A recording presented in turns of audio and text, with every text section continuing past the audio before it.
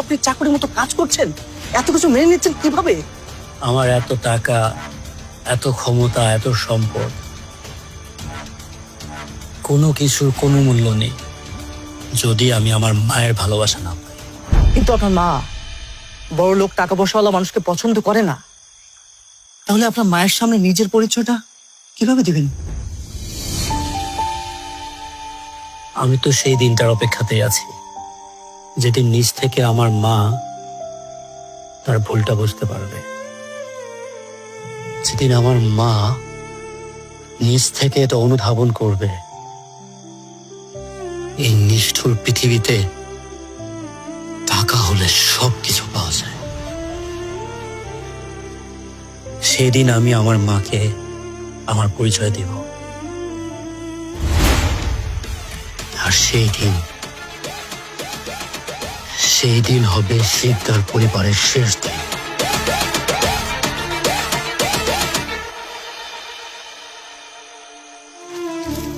বসো বাবা, বসো বসো বসো।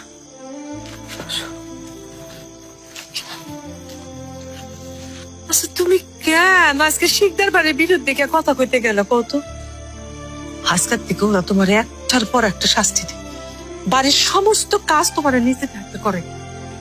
ওদের শাস্তির ভয়ে আমি কি মুখ বুঝা ওদের সব অন্যায় সহ্য করে নিব? সবকিছু উপর থেকে নির্ধারণ থাকে বাবা। গরিব করে জন্মই হয়েছে বড় লোকের গোলামি করার। তুমি যতই চেষ্টা করো বিধাতার নিয়ম পরিবর্তন করতে পারবে না। আমার একটা ছেলে আসছিল,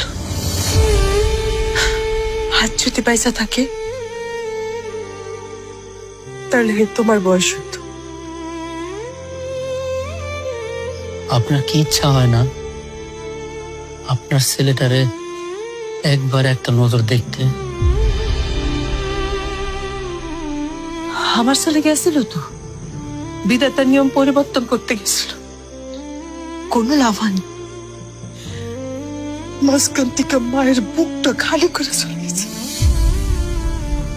আপনার ছেলে যদি কোনোদিন আপনার সামনে এসে দাঁড়ায়, আপনি পারবেন তারে পর করে দিতে? আপনার ইচ্ছা করবো না ওরে একটাবার বুকের মধ্যে জড়ায় ধরতে? নিজের স্বামীর হারাইয়া একমাত্র পোলারে বুকে সম্বল করে পয়সা থাকতে চাইছিলাম।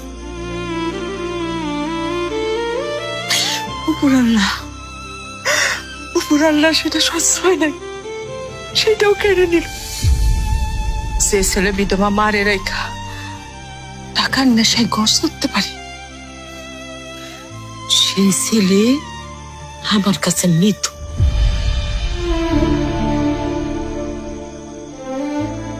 তুমি আমার মা ডাকছো না, আজ থেকে তুমি আমার সন্তান।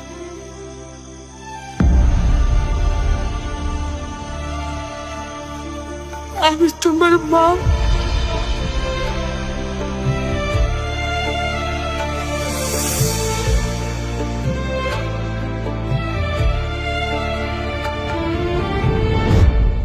এই চাকত তোমার পোলা এতদিন ধরে পরিচয় গোপন করিয়া আমার বাড়িতে পড়ে রয়েছে, মা পোলা মিলা এখানে বন্দি করতেছ।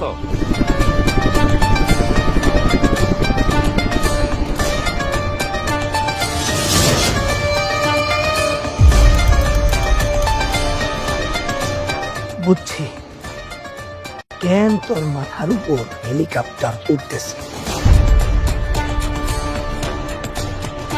কেন এত বডিগার্ড পিস্তল নিয়ে তোর পিছনে ঘুরতেছে।